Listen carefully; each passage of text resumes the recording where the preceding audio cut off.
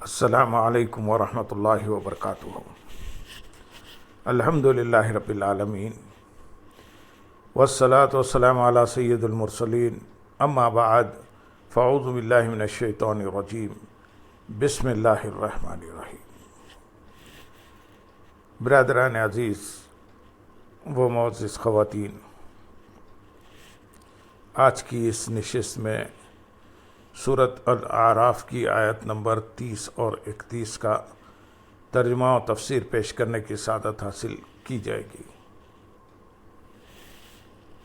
فریقا هدى وفریقا حق علیہم الضلالة انہم اتخذوا الشیاطین اولیاء من دون اللہ ويحسبون أنهم مهتدون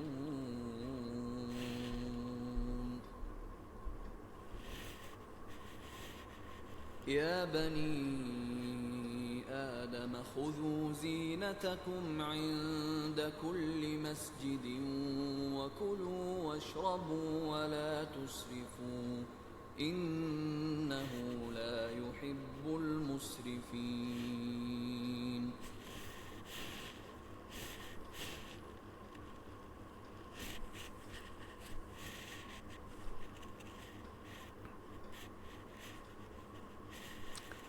ایک گروہ کو ہدایت دی اور ایک فرقے پر گمراہی ثابت ہو گئی۔ انہوں نے اللہ کو چھوڑ کر شیطانوں کو دوست بنا لیا ہے اور سمجھتے یہ ہیں کہ یہ ہدایت یافتہ ہیں۔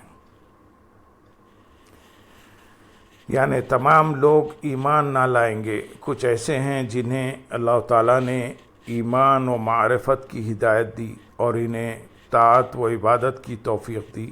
ان کے بالمقابل کچھ لوگ ایسے ہیں جو گمراہ ہوئے اور یہ کفار ہیں۔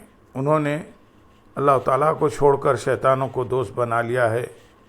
شیطان کو دوست بنانے کا مطلب یہ ہے کہ ان کی اطاعت کی، ان کے کہے پر چلے، ان کے حکم سے کفر و معاصی کو اختیار کیا اور اس کے باوجود یہ سمجھتے ہیں کہ ہم ہدایت یافتہ ہیں۔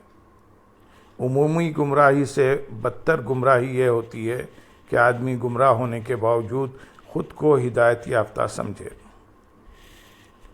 آیت نمبر 31 میں ارشاد ہے، اے آدم کی اولاد، ہر نماز کے وقت اپنی زینت لے لو اور کھاؤ اور پیو اور حد سے نہ بڑھو، بے شک وہ حد سے بڑھنے والوں کو پسند نہیں فرماتا۔ یعنی نماز کے وقت صرف ستر عورت کے لیے کفایت کرنے والا لباس ہی نہ پہنو، بلکہ اس کے ساتھ وہ لباس زینت والا بھی ہو، یعنی عمدہ لباس میں اپنے رب تعالیٰ کے حضور حاضری دو۔ اور ایک قول یہ ہے کہ خوشبو لگانا زینت میں داخل ہے، یعنی نماز کے لیے ان چیزوں کا بھی اہتمام رکھو۔ سنت یہ ہے کہ آدمی بہتر حیت کے ساتھ نماز کے لیے حاضر ہو، کیونکہ نماز میں رب تعالیٰ سے مناجات ہے، تو اس کے لیے زینت کرنا اور عطر لگانا مستحب ہے۔ جیسا کہ ستر عورت اور طہارت واجب ہے۔ اس آیت کا شان نزول یہ ہے کہ حضرت عبداللہ بن عباس رضی اللہ تعالیٰ عنہ سے روایت ہے، تاجدار رسالت صلی اللہ علیہ وسلم نے ارشاد فرمایا، پہلے عورت بیت اللہ کا برہنہ ہو کر طواف کرتی تھی اور یہ کہتی تھی کہ کوئی مجھے ایک کپڑا دے گا جسے میں اپنی شرمگاہ پر ڈال لوں۔ آج بعض یا کھل جائے گا اور جو کھل جائے گا میں اسے کبھی حلال نہیں کروں گی۔ تب یہ آیت نازل ہوئی۔ اس آیت میں ستر چھپانے اور کپڑے پہننے کا حکم دیا گیا اور اس میں دلیل ہے کہ ستر عورت نماز، طواف بلکہ ہر حال میں واجب ہے۔ اور یہ بھی معلوم ہوا کہ نماز جہاں تک ہو سکے اچھے لباس میں پڑھے اور مسجد میں اچھی حالت میں آئے، بدبودار کپڑے، بدبودار منہ لے کر مسجد میں نہ آئے، ایسے ہی ننگا مسجد میں داخل نہ ہو۔ مسجدیں پاک صاف رکھنے سے متعلق ہم یہاں پر 3 احادیث پیش کریں گے۔ نمبر 1، حضرت ابو سعید خدری رضی اللہ تعالیٰ عنہ سے روایت ہے، رسول اکرم صلی اللہ علیہ وسلم نے ارشاد فرمایا، جو مسجد میں اذیت کی چیز نکالے اللہ تعالیٰ اس کے لیے جنت میں ایک گھر بنائے گا۔ جو مسجد سے اذیت کی چیز نکالے اللہ تعالیٰ اس کے لیے جنت میں ایک گھر بنائے گا۔ دوسری حدیث حضرت واصلہ بن اسقا رضی اللہ تعالیٰ عنہ سے روایت ہے، تاجدار رسالت صلی اللہ علیہ وسلم نے ارشاد فرمایا، مساجد کو بچوں اور پاگلوں، خرید و فروخت اور جھگڑے، آواز بلند کرنے، حدود قائم کرنے اور تلوار کھینچنے سے بچاؤ۔ تیسری حدیث حضرت ابو ہریرہ رضی اللہ تعالیٰ عنہ سے روایت ہے، رسول اللہ صلی اللہ علیہ وسلم نے ارشاد فرمایا، جو کسی کو مسجد میں بآواز بلند گمشدہ چیز ڈھونڈتے سنے تو کہے اللہ تعالیٰ وہ گمشدہ شے تجھے نہ ملائے، کیونکہ مسجدیں اس کام کے لیے نہیں بنائی گئی۔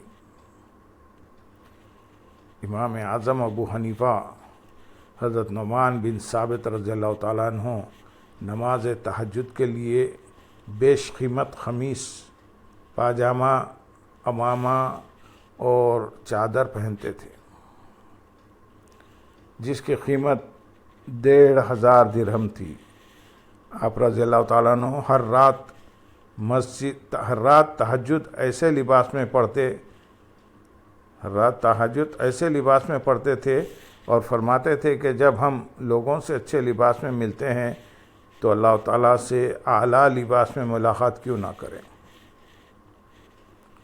آیت کے اگلے حصے میں ارشاد ہے، وَكُلُوا وَاشْرَبُوا، اور کھاؤ اور پیو۔ اس آیت کا شان نزول یہ ہے کہ کلبی کا قول ہے کہ بنی عامر زمان حج میں اپنی خوراک بہت ہی کم کر دیتے تھے اور گوشت اور چکنائی تو بالکل کھاتے ہی نہ تھے، اس کو حج کی تعظیم جانتے تھے۔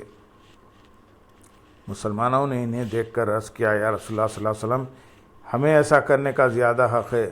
اس پر یہ آیت کریمہ نازل ہوئی کہ کھاؤ اور پیو، گوشت ہو خواہ چکنائی ہو، اور اسراف نہ کرو۔ اور وہ یعنی اسراف یہ ہے کہ سیر ہو چکنے کے بعد بھی کھاتے رہو، یا حرام کی پرواہ نہ کرو، اور یہ بھی اسراف ہے کہ جو چیز اللہ تعالیٰ نے حرام نہیں کی اس کو حرام کر لو۔ حضرت عبداللہ بن عباس رضی اللہ تعالیٰ عنہ نے فرمایا، کھاؤ جو چاہو اور پہنو جو چاہو، اور اسراف اور تکبر سے بچتے رہو۔ اس سے معلوم ہوا کہ محض ترک دنیا عبادت نہیں، ترک گناہ عبادت ہے۔ خلیفہ ہارون رشید کا ایک عیسائی طبیب علم طب میں بہت ماہر تھا۔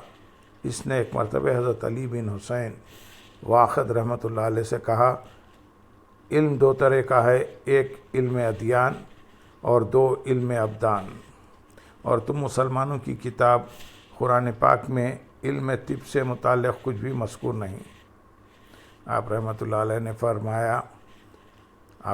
علیہ نے اس عیسائی طبیب کو جواب دیا، اللہ تعالیٰ نے ہماری کتاب کی آدھی آیت میں پوری طب کو جمع فرما دیا ہے۔ عیسائی طبیب نے حیران ہو کر پوچھا، وہ کون سی آیت ہے؟ آپ رحمۃ اللہ علیہ نے فرمایا، وہ اللہ تعالیٰ کا یہ فرمان ہے، کھاؤ اور پیو اور حد سے نہ بڑھو۔ آیت میں اس بات کی دلیل ہے کہ کھانے اور پینے کی تمام چیزیں حلال ہیں سوائے ان کے جن پر شریعت میں دلیل حرمت قائم ہو، کیونکہ یہ قاعدہ مقررہ مسلمہ ہے کہ تمام اشیاء میں اصل اباحت ہے مگر جس پر شارع نے ممانعت فرمائی ہو اور اس کی حرمت دلیل مستقل سے ثابت ہو۔ اللہم صلی علی سیدنا محمد وعلی آل سیدنا محمد وبارک وسلم، وآخر دعوانا ان الحمد للہ رب العالمین۔ سبحان رب